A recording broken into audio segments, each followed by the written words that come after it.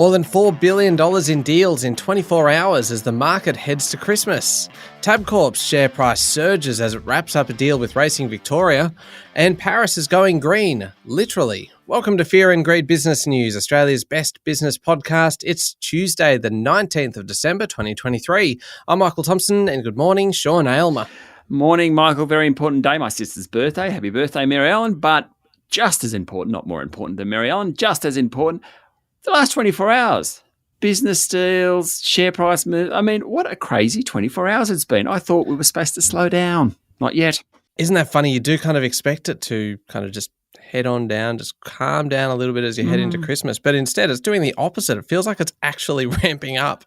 Yeah, quite amazing the last 24 hours. Yesterday particularly, in the first couple of hours yesterday, ahead of trading and then when trading opened, there was just deals and bids and, oh man, all sorts of things. Very exciting. A deal frenzy. Look, we'll get to that in a moment. Just a very quick mention first of the interview that you have coming up after the show today. You're speaking today to Mark Allgrove, who is an expert and advisor on the wine industry. Yeah, all about what's going on in the Australian industry, what's happened, and obviously we know all about the China tariffs, but what needs to happen from here. And Mark's quite outspoken about the need for the wine industry to get together to make some really hard decisions about how much output should be maintained, how they should operate in overseas markets, that type of thing. So it's a fascinating chat. Yeah, it's a good one. It comes up after the show this morning. The main story today, Sean, as we mentioned, it is the week before Christmas and the deals are flowing. Yesterday, Barrow Group has teamed up with listed US building materials company CRH to make a $2.1 billion takeover bid for cement company Adbri, formerly known as Adelaide Brighton, and Japanese financial services giant Mitsubishi UFJ Financial Group made a bid for Link Group. So much for the slowdown. The Adbri deal first. Barrow Group and CRH already hold a near controlling stake, and the bid probably isn't that much of a surprise. But Adbri's share price surged more than 30% on the news, so it's a bit of a surprise. It then came back later in the day. The Melbourne-based Barrow Group has been creeping up the Adbri register in recent years and currently holds almost 43% of the company. CRH has a near 5% stake in Adbri. The offer price is $3.20 per share, well above Friday's closing price of $2.27 a share. Adbri has entered into an exclusivity arrangement with the two companies, and an independent board committee has been set up, which excludes the three Barrow Group members on the Adbri board. Adbri is a fascinating company. It was founded in 1882, one of Australia's oldest companies. It operates more than 200 plants and facilities across Australia, mostly making cement, but some other building products. Great company. Sean, the other deal that we were talking about, Link Group, funny story. I don't know how funny this is actually, but the other day I was just going through some notes from Fear and Greed from last year, from 2022, and I'd written down that I reckon the group that we talked about more than any other group last year in 2022 was Dye & Durham, which was, of course, all linked into Link Group. And, I mean, this really the context, isn't it? And I suppose it's not that funny or that interesting at all, really. No, it is. But anyway, you'll expand on it more, I'm sure. But the $1.2 billion bid for Link Group from the Japanese company that I mentioned earlier sent its share price up 30%. Yes, and you are right, because a year ago it was Canadian suitor Dye & Durham trying to buy Link Group. Eventually it dumped its plans to buy the Share Registry and Superannuation Administration Group. Now Link has signed a scheme implementation deed with the buyer's subsidiary, MUFJ Trust and Banking Corporation. A lot of names here, but basically the Japanese company, and we'll call it MUFJ, has signed a scheme of implementation deed with Link. The offer is $2.10 a share, and Link opened yesterday at $2.17, more than the offer on the table from MUFJ. Link Group Chief Executive Vivek Bhatia said joining forces with MUFJ will be significantly beneficial to clients and employees. The board of Link has unanimously recommended that shareholders vote in favour of the scheme in absence of a superior proposal. If the scheme is approved, Link Group shareholders will also receive a special dividend of 16 cents per share. Now, that all sounds good, but it's a bit bittersweet for Link shareholders because, as you mentioned, this was a company in play 12 months ago. Its actual value is down about 75% in the past 5 years, and much of that in the past couple of years. So Not sure whether the deal gets done. The board wants it to get done, so presumably it will, but perhaps a few shareholders who have been burnt by their holdings with Link. There's also another deal yesterday, which we shouldn't forget about. Stockland will pay Lend-Lease up to $1.3 billion to buy 12 master planned communities, and the deal will boost Stockland's land bank and give some money to Lend-Lease. It's got plenty of debt, so it wants to pay that down. The portfolio of estates across New South Wales, Queensland, Victoria and Western Australia contains a total of 27,600 housing lots. So plenty of deals going on yesterday, Michael. Oh, yeah, you can say that again. We always used to joke about what was the threshold to call it a deal frenzy. I reckon this qualifies as a deal frenzy. Yeah, there's actually a little bit more on Tabcorp later on. It's not a deal, but it's a very, I'm going to call it a deal. Deal frenzy yesterday. The deal frenzy continues. How did local markets perform? The S&P ASX 200 closed down just a touch, 0.2% to 7,426 points. That followed a weaker lead from Wall Street over the weekend. As we've discussed, plenty of deals around. Now, let's park those for the moment and let's talk about the large caps. The interest rate sensitive real estate investment trusts did worst, while consumer staples and utilities also did poorly, though they're not particularly interest rate sensitive. Consumer discretionary and healthcare stocks did best. Both of those are interest rate sensitive. So a few mixed messages from the market yesterday. There wasn't a huge amount going on. Telstra and Coles were off 1%. Santos was down 1.6%. REA Group jumped 2% or a bit more than that. Well worth a mention is Azure Minerals. The Western Australian lithium explorer has been in the spotlight from potential bidders for months. In fact, its share price is up 1,600% this year. And yesterday it went into a trading halt and the company said there will be a material update from the $1.6 billion takeover bid from a Chilean group called SQM. Also worth a mention is Neuren Pharmaceuticals. It jumped nearly 30% yesterday, the best of the top 200, after it told investors that a phase 2 trial of its drug for Phelan-McDermid syndrome had shown promising results. Now, Phelan-McDermid syndrome is a genetic condition that causes developmental and speech delays, behavioural problems, and a weakened or lack of ability to feel pain or sweat. That sounds pretty promising then. Yeah, it does. Neuren Pharmaceuticals is probably the best performing of the top 200 this year. I think like that Azure Minerals up 1,600%, but it's not actually in the top 200. It's not an ASX 200, notwithstanding it's now big enough to be there, but it's not. Neuren Pharmaceuticals, it's certainly the top 3 or 4 stocks for the year. What about international markets? What's happening? I'm sounding a bit like a broken record, but... Oh, no, it's going to be US interest rates, isn't it? Yep. US interest rates, and US interest rates. So towards the end of last week, the consensus view was that rates in the world's largest economy would start to fall next year, maybe the middle of next year. Then a Fed official came out over the weekend, so it's a bit premature to talk about rate cuts. That kind of hurt equities again. So we'll just see how this week plays out. Oil markets are always interesting. Prices climbed further over the past 24 hours, but still crude is down about 25% over the past 3 months. We haven't really gone into this much, but it's well worth a bit of a chat about. So OPEC Plus is the big oil producers led by Saudi Arabia and Russia. It's announced huge cuts in oil output in recent months. In fact, about 2.2 million barrels a day less starting from next year. You'd think oil prices would then jump. But other non-OPEC producers, the US, Brazil, Iran, Guyana, they've all boosted oil output. In fact, OPEC Plus now produces about 51% of the world's oil, which is its lowest level since the plus was added to OPEC back in 2016. The plus really was Russia. That's why we call it OPEC Plus.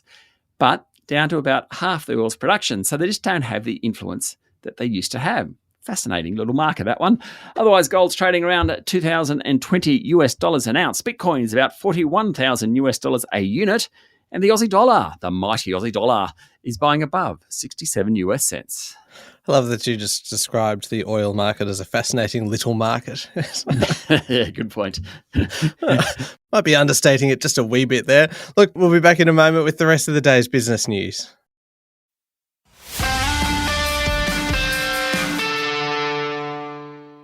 Sean, the country's largest listed bookmaker, Tabcorp, will keep its exclusive licence for retail wagering and betting in pubs and clubs in Victoria, keeping out international rivals including Sportsbet. That sent Tabcorp's share price up 23% yesterday. It was a decision that many shareholders were waiting on. It also means that Tabcorp is no longer one of the worst performing stocks in 2023. That's how important that deal is. The company said it had agreed to pay $600 million and $30 million annually over 19 years, taking the total payment to $1.1 billion. Now, when you bring that back to 2023 currency, because the annual payments are not linked to inflation, the actual value of, or what they call the current value of the payment, is about $864 million. As the surge in share price demonstrates, it's a big deal for the wagering group. Victoria is a major racing market. Given its high-profile racing events, including the Melbourne Cup, it's been a target for international bookmakers, including Sportsbet and Entain, which operates the Ladbrokes brand. Tabcorp said that if the terms of the new licence had been in place earlier, the company's earnings before net interest, tax, depreciation and amortisation in the last financial year would have been about $140 million higher. So you get a sense of just how important that deal is for Tabcorp. Yeah, it sure is. Now, the Albanese government has ended the year by reasserting Labor's electoral lead over the coalition amid a modest rebound in support, but it will head into 2024 with voters unimpressed by Anthony Albanese's performance as Prime Minister. An exclusive news poll conducted for The Australian shows Labor's primary vote lifting 2 points to 33% in the past 3 weeks. Of course, that follows the resolution of the immigration detainee problems, which saw Labor's stocks fall last month to their lowest levels since the election. The coalition's primary vote fell 2 points as well. It's at 36%. This has resulted in a 4-point turnaround in the two-party preferred vote, with Labor ahead 52 to 48%. But voters are definitely less confident about Mr Albanese's leadership, less confident than they have been since he became leader, with the Prime Minister ending the year in negative territory, with more voters dissatisfied with his performance than they are with opposition leader Peter Dutton. Mind you, the poll doesn't suggest voters are happy with Dutton either, so Albanese is at -9 and Dutton's at -8. We spent a lot of time talking about deals today, Sean. One of the biggest deals of the year, Allcem's $9.7 billion merger with Livent, goes to shareholders today with the 75% threshold not a done deal. Surely, it's a frenzy now. If we throw this one in with it. Yeah, it's blown past the threshold to become a frenzy. So we've got the Tabcorp one in, so we add that to the top three, that's 5 million. This one is another 10, 15 billion. Sorry, I said billion. $15 billion. It is a frenzy out there at the moment. Now, the Allcem Livent deal. One of Australia's biggest superannuation funds has come out and said it will vote against the deal, while a major US shareholder will vote for it. According to media reports, the deal had looked on track to reach the 75% mark until recent days. The merger, if successful, will create the world's third largest lithium miner. Now, California State Teachers Retirement System, big super fund in the US, obviously, it owns shares in both companies. It will vote for the deal, but both Ausbil and Australian Super are likely to vote against it.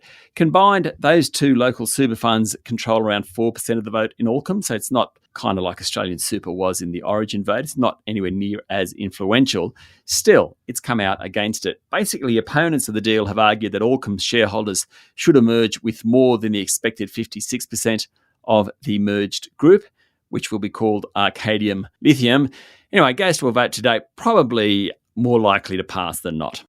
Now, isn't it interesting, Sean, that during the pandemic, there were pharmaceutical companies that just became household names like Pfizer and AstraZeneca. Yeah.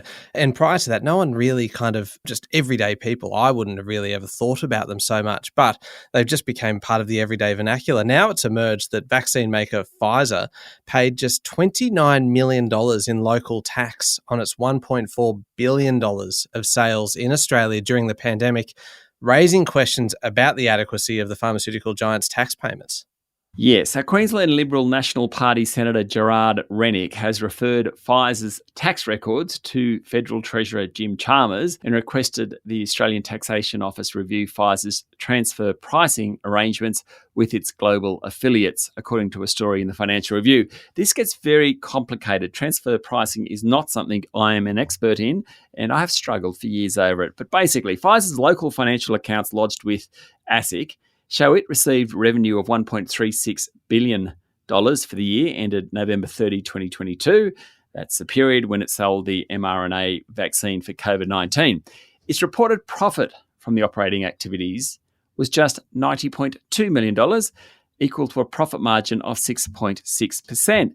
That ain't much. In fact, it's a fraction of Pfizer's global profit margin of 34% on about $100 billion worldwide revenue. What's worth noting in this? So what we know is revenue was huge, $1.4 billion. Operating profit was just $90 million. There's also a note in it that says Pfizer Australia had $1.13 billion of transactions with a related party in Ireland, which, surprise, surprise, has a corporate tax rate less than half of Australia's 12.5%. I'm sure that's exactly what the tax office will be looking into. I suspect you might be right. And one last one, Sean, before we get to international news. Santos has secured approval from the National Offshore Petroleum Regulator for its revised plan to drill its $5.8 billion Barossa gas project in the Timor Sea, even as the gas pipeline for the venture remains the subject of an ongoing federal court dispute. Yes, not many deals this year has had so much legal minds on it. The National Offshore Petroleum Safety and Environmental Management Authority, which is a regulator, has accepted the environment plan for the drilling, which Santos had to revise after a federal court ruling last year where it said its previous approval was invalid. That's according to media reports. The ruling resulted in Santos having to redo and widen Indigenous consultation for the project, including with Tiwi Islanders. The carbon-intensive Barossa project, intended to supply replacement gas for the Darwin LNG export plant, has faced multiple legal challenges that have slowed progress, putting its start-up schedule at risk. Anyway, a big step forward yesterday. Okay, turning overseas now, and Israeli forces launched deadly attacks up and down the Gaza Strip in recent days, hitting a refugee camp in the north, a hospital in the south, and killing a teenage girl who had lost her leg in an earlier strike, according to Palestinian officials, media, and eyewitnesses. Israeli strikes on the Jabalia refugee camp in northern Gaza killed 90 Palestinians over the weekend. That's according to Gaza's health ministry spokesperson in a report on Reuters. Another missile attack on a house belonging to the Shihab family killed 24 people. In central Gaza, medics said 12 Palestinians had been killed and dozens wounded, while in Rafah in the south, an Israeli airstrike on a house left at least 4 people dead. Now, the Israeli government said it operates against militant targets only and that it takes extraordinary measures to avoid hitting civilians. Finally, Sean, home of next year's Olympic Games, Paris is literally going green, hoping to have 50% of its ground area covered by water-permeable surfaces by 2030. What does that mean? This is very honourable. The only reason I know about it is when you build a house and they basically say water permeable surfaces, which ain't concrete. It's kind of your grass area and things like that. So it's places where water can flow and drip through and beneath the surface.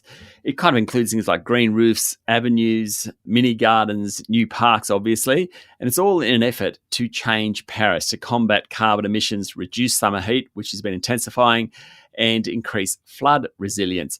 Over the weekend, the city began planting a 478-tree micro woodland in the city's south, things like oaks, ashes, maples, cherries, according to a report on Bloomberg. As at 2020, Paris had almost 1/3 of its land covered by water-permeable surfaces. The city has planted over 63,000 trees since late 2020. Quite amazing. It wants to get to that 50% mark. The next major step will be the opening of a new 9-acre park on Paris's eastern edge. I say go Paris. Good on them. I think we all need to think more about letting nature do some of the work. Yeah, just roll out kind of Sir Walter Buffalo everywhere. Just turf the whole thing. Imagine the mowing that's involved here, Sean. Oh, you would love it. I don't know whether listeners remember, Michael's a real lawn porn man. He loves having good lawn. That would be my dream. Gosh, mowing Paris's lawn. Anyway, up next is the Fear and Greed Daily interview. Mark Allgrove, an expert and advisor on the wine industry. Yeah, all about what's happening with the local industry post-China. There's a lot more to it than China just saying we're not going to buy your wine. There's also problems in terms of oversupply, the industry not working closely enough together. We talk to Mark all about those things. Yeah, it's a good one. It's up next in the Fear and Greed playlist on your podcast platform, or you can get it at fearandgreed.com.au. Thank you, Sean. Thank you very much, Michael. It is Tuesday, the 19th of December, 2023. Make sure you're following the podcast and join us online as well on LinkedIn, Instagram, X and Facebook. I'm Michael Thompson, and that was Fear and Greed Business News. Have a great day.